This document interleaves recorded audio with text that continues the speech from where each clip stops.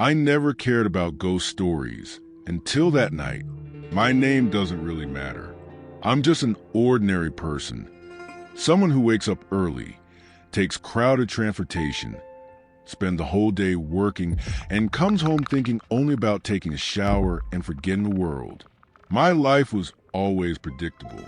Coffee in the morning, work all day, phone in my hand at night, random videos before falling asleep. Nothing different. I usually got home around 10 at night, heated something up in the microwave, sat on the couch, and scrolled through my phone until sleep took over.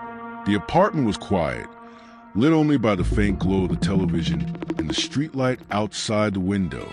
A safe place. Familiar. My refuge. I wasn't brave, but I wasn't afraid either. I slept with the lights off, the bedroom door unlocked, and no superstitions at all. I never feared the night. I never felt like I was being watched. Until that night, a night that began exactly like every other one.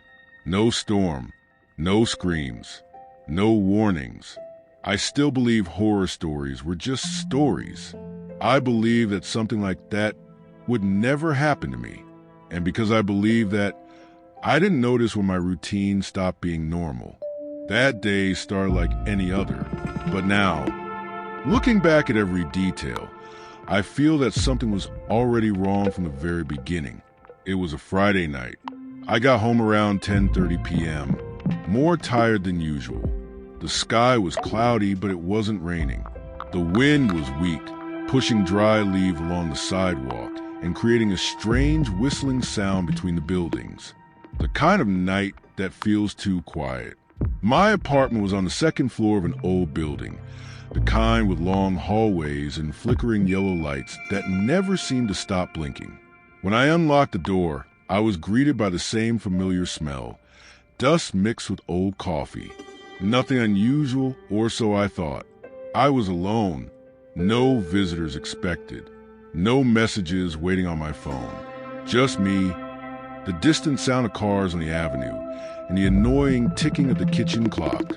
I turned on the living room light and tossed my backpack onto the couch. I left the TV on just to break the silence. Outside, the wind began to move the window curtain, making its shadow slide across the wall as if someone were slowly walking through the room. That's when I felt it, a strange, heavy feeling, as if the air was colder than it should be. The clock showed 11 p.m. The wind grew a little stronger. The house became even quieter. I sat on the couch with my phone in my hand, trying to ignore that uncomfortable sensation, telling myself it was just another ordinary night. But the atmosphere said otherwise. It was as if that night was waiting for something. That's when the first strange thing happened. I was sitting on the couch, mindlessly scrolling through my phone, when I heard a sound coming from the bedroom, a low noise, almost imperceptible, as if someone had slowly dragged their fingertips across the wall. I froze. I stayed completely still, trying to figure out whether it had been real or just the wind hitting something. The apartment was closed, windows locked, no fan turned on, and yet the sound came again, slowly. My heart jumped, but I still tried to laugh at myself. It's probably just the building settling. I thought, old buildings make noise. They always have. I stood up from the couch and walked down the hallway. The living room light didn't quite reach the bedroom, leaving everything in half shadow. The door was open just as I had left it. Nothing out of place. Bed neatly made. Closet closed. The mirror on the wall reflected only my own silhouette, but it was in the mirror that I saw something wrong. For 1 second, just 1 second, I had the feeling there was another shadow behind me, not a normal shadow. It was darker than the darkness itself. I turned around immediately. There was no one there. When I looked back at the mirror, the shadow was gone too. Just me, just the room, just the silence. My stomach tightened. I went back to the living room, trying to pretend nothing had happened. I sat on the couch again, picked up my phone, But now my eyes couldn't stay on the screen. They kept lifting on their own, staring into the dark hallway, and then I heard it again. This time it wasn't a scratch. It was a sharp crack, like someone had stepped barefoot on the bedroom floor. My entire body went cold with fear. I couldn't see anyone, but I was certain of one thing. I was no longer alone in that house. I took a deep breath and tried to convince myself that it was all in my head. I was exhausted. It had been a heavy week at work. Poor sleep, a crowded mind. My body was home, but my thoughts still felt trapped in the day. Maybe the shadow in the mirror was just the curtain moving with the wind. Maybe the sound was the old building creaking, the pipes shifting, the floor cracking. I stood up from the couch and walked to the window. I pulled the curtain aside. The street was empty, lit by a single flickering streetlight. No people, no movement, just the wind and the distant sound of a car passing far away. I went back to the bedroom and turned on the light, as if brightness could drive away anything that didn't belong there. I checked every corner, under the bed, behind the door, inside the closet. Nothing, absolutely nothing. The mirror now reflected only my pale face and my tired eyes. I picked up my phone and thought maybe the sound had come from the television. But even after all those explanations, my body didn't believe them. Because while I tried to be rational, I felt something different in the air, an invisible weight. I turned off the bedroom light and went back to the living room, determined to ignore everything. But deep down, I already knew, when you have to work this hard to explain something, it's because something is truly wrong. I tried to return to normal. I sat on the couch, turned up the volume on the TV, and pretended nothing had happened. But my body was tense, as if it were waiting for something. And that's when it happened again. This time, it wasn't a distant sound. It was close, very close. A slow noise echoed down the hallway, as if something were being dragged across the floor. It wasn't a sharp crack of the wood. It was continuous, heavy, intentional. I stood up slowly, feeling my heart pounding in my throat. I took 2 steps toward the bedroom and froze. The door I had left completely open was now half closed. There wasn't enough wind to move it, and I had looked at it just minutes before. A chill ran up my spine. Before I could think of any explanation, I heard breathing. It wasn't mine. It was deeper, uneven, as if someone were trying not to make noise on the other side of the door. "Hello?" My voice came out weak. No answer. Then the doorknob moved, slowly, as if someone were testing whether it was locked. I stepped back without realizing it. The air felt colder, heavier, as if it were hard just to breathe. The silence became unbearable until I heard a whisper. It didn't come from the bedroom. It came from behind me. A low, hoarse sound, so close to my ear that I felt the warmth of its breath. My entire body locked up. I didn't have the courage to turn around. On the television, the image began to distort on its own, filling the room with static and a sharp buzzing sound. In the reflection of the dark screen, I saw something behind me, a twisted shape, too tall, standing still, watching. It was no longer a vague shadow. It had an outline. It had posture. It knew I was afraid, and it was getting closer.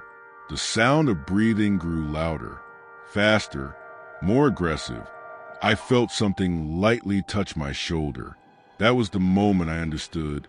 It wasn't imagination. It wasn't exhaustion. It was inside my house. And now, it could no longer be ignored. I gathered what little courage I had and turned around in one sudden movement. What I saw should not have existed. Standing between the living room and the hallway was something that was not human. It had the shape of a person, but its arms were far too long, hanging like broken branches. Its head was tilted at an impossible angle, almost resting against its shoulder, and its face, Its face looked like someone who had been dead for days.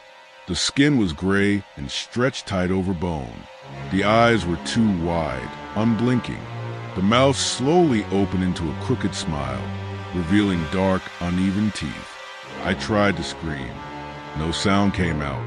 Then something even worse happened. The hallway mirror began to crack. First, a thin line. Then it shattered all at once. And in the broken reflection, I saw not just the entity, but many versions of it. One in each piece of glass. All of them staring at me. All of them smiling. The creature took a step forward. The floor groaned as if it couldn't bear its weight. That's when I heard a noise coming from the kitchen. A heavy sound, like something falling to the ground. I turned my head on instinct and saw the chairs being dragged across the room by themselves. On top of the table, dark smoke. It began to move. My entire body started to shake. The entity pointed at me with a twisted finger, and in that instant, I understood it wasn't there to scare me. It was there to take me. The dark smoke rushed toward me. I felt pressure around my neck before I even understood how it had reached me. The world began to fade at the edges. My ears rang. My legs gave out. The thing came closer, so close that I could smell the rotten stench coming from it. And then it whispered, "Now it's your turn." It was the most terrifying moment of my life. There was no escape. There was no logic. There was no explanation. Only me and something impossible trying to kill me inside my own home. After that, there was silence. A heavy, suffocating silence, as if the world had suddenly turned its sound off. The living room was empty, but the air still felt contaminated by that presence. I was on my knees, coughing, my hands around my neck, feeling the burning mark it had left behind. It took me a few seconds to realize I was still alive. My whole body was shaking. My legs wouldn't obey me. My heart was beating so hard I thought it might explode. I looked around, expecting that thing to appear again at any moment, but it was only furniture out of place. The shattered mirror and the bedroom door slowly swinging back and forth, creaking as if someone were still passing through. That's when panic fully took over. I grabbed my phone with stiff fingers, nearly dropping on the floor. I called the police without even knowing what to say. My voice came out broken and confused, mixed with crying and gasping for air. I kept repeating, "There's someone here. There's something here. It almost killed me." When I hung up, I realized I couldn't stay in that apartment anymore. It didn't matter whether the police came or not. I had to leave. Now, I grabbed my keys, didn't even change my clothes, and ran down the stairs like a madman. In the building hallway, the lights flickered. No neighbors appeared. No doors opened. It was as if I were the only living person in that place. Outside, the street was far too empty. I wandered aimlessly for a few minutes, constantly looking over my shoulder with the feeling that something was following me through the shadows. Every streetlight seemed to hide a silhouette. Every sound felt like footsteps behind me. When the patrol car arrived, I was already sitting on the sidewalk, hugging my knees. They went into the apartment. It took longer than usual. When they came out, their faces were serious. They said they found no one, no person, no creature, only the mess and the broken mirror. After that night, everything changed. I never went back to live there. I started sleeping with the lights on. I began hearing whispers where there were no people. They said I was in shock. They said I needed medication. But I know the truth. Something chose me that night because the world kept turning normally for everyone else. It just never went back to normal for me. I tried to convince myself that everything had been a breakdown, a panic attack, a hallucination caused by fear. It was the only possible explanation until I found the proof. I went back to the apartment during the day, accompanied by a friend. Bright sunlight, open windows, people passing by outside, no shadows, no heavy silence. The place looked ordinary again, almost normal. When I stepped into the living room, my stomach dropped. On the floor, right in the center of the room, there was a dark mark, a perfect circle, as if something had been dragged there again and again. I ran my hand over it. It wasn't dirt. It was burned. The surface felt rough, as if it had been eaten away from the inside. In the hallway, near the bedroom, I found something else. A piece of rope. It wasn't mine. I had never owned a rope. It was thick and old, with loose fibers and a tight knot at one end. When I touched it, I noticed a strange smell, a mix of mold and something metallic, like dried blood. My friend laughed nervously and said someone must have broken in, but I knew better. The door hadn't been forced open. The windows were locked. No one had entered after that night. Later that same day, while scrolling to my phone, I saw something that shouldn't have been there. A file I didn't remember recording. The video began with the living room empty. Filmed from the couch. The image shook slightly, as if the phone had been left on by accident. For a few seconds, nothing happened, until the bedroom door began to move on its own. Slowly, then something appeared in the frame. A tall, twisted silhouette crossing the hallway. The camera couldn't capture its face clearly, but it was obvious it wasn't a normal person. Its body looked wrong, as if it were hanging from invisible strings. At the end of the video, the microphone picked up a sound that made me drop the phone. A voice, low, hoarse, very close. Now you know that I exist. I deleted the video immediately, but it didn't matter.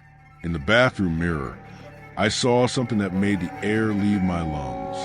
On my neck, there were purple marks, finger marks, rope marks. It wasn't a dream. It wasn't imagination. It wasn't madness. I had the object. I had the video. I had the marks on my body. It left evidence on purpose. So I would never forget. So I would never pretend it never happened. I thought that after finding the evidence, it would be over, that the thing had shown itself and gone away. I was wrong. On the third night after returning to the apartment to collect my belongings, I decided to sleep there one last time. I needed to face that place, as if doing so would give me back some control. I left all the lights on. The TV was playing. The door was locked. I lay in bed staring at the ceiling, listening only to my own breathing. It was in the silence between one thought and the next that I realized something was wrong. The bedroom mirror wasn't reflecting the light correctly. I got up slowly and walked closer. My reflection seemed delayed, as if it moved a second after I did. My heart began to race. No, I whispered. The light flickered. When it came back on, I was no longer alone in the reflection. Behind me, in the mirror, someone was standing in the corner of the room. Too tall, too thin, its head tilted to the side, as if its neck were broken. I turned around at once. The room was empty. I looked back at the mirror, and it was still there. The entity began to move inside the reflection. It walked toward me without touching the floor. The light went out. Total darkness. I heard footsteps, not in the mirror, in the room. Behind me, I ran. I stumbled out of the bedroom, crashed into the couch, knocked over a kitchen chair. The house felt bigger, the hallway longer, like the space itself was stretching just to slow me down. I heard its breathing again, fast, right against the back of my neck. I felt something pull on my shirt. I spun around on instinct and to the first object I could grab, a lamp. It flew through the air and passed straight through the thing like smoke. It made a strange sound, a mix of laughter and crying. I ran to the front door, trying to turn the key with shaking hands. In the glass of the door, I saw its reflection coming up behind me. It raised its long arms and its shadow stretched over my head, covering the entire wall. I didn't think. I just ran. I slammed the door open with my shoulder and sprinted down the stairs. skipping steps, hearing something coming after me. Outside, the night felt far too empty. No cars, no people, no sound. I ran without looking back. Until I tripped. I fell onto the asphalt, and when I lifted my head, it was standing across the street, motionless, watching. The street light flickered. When the light came back, it was gone. I stood there, gasping for air, my eyes burning, not knowing if I was still alive. Since that night, I have never slept in the dark again. I have never trusted mirrors again. I have never returned to that apartment again. Because I know one thing. It didn't try to kill me that night. It only wanted to show me that it can reach me whenever it wants. I never went back to that apartment. I never crossed that street again after that night. I moved to another city, changed my number, deleted photos, threw away almost everything that reminded me of that night. I try to live as if nothing had ever happened. But some things don't disappear just because you change your address. Sometimes when I'm alone at home, I feel the same weight in the air, the same wrong silence, as if the room suddenly becomes alert, as if something is waiting. I avoid mirrors, not because I'm afraid of my reflection, but because in some of them, my reflection is slow to follow me. It's happened more than once. I move and it stays still for a second longer than it should. When that happens, I don't look twice. I turn off the light. I leave the room. I pretend I didn't see it. But I know it didn't end that night. I know it wasn't just a visit. It was a mark. Sometimes I wake up with my neck aching, as if something had tightened around it in my sleep. Other times, I hear a very soft whisper from the corner of the room, saying my name in a way no one else ever does. There is no new evidence, no videos, no visible marks, only the constant feeling of being watched. I don't know if it's here right now. I don't know if it's behind me, but there are nights when I can feel it clearly. It is close.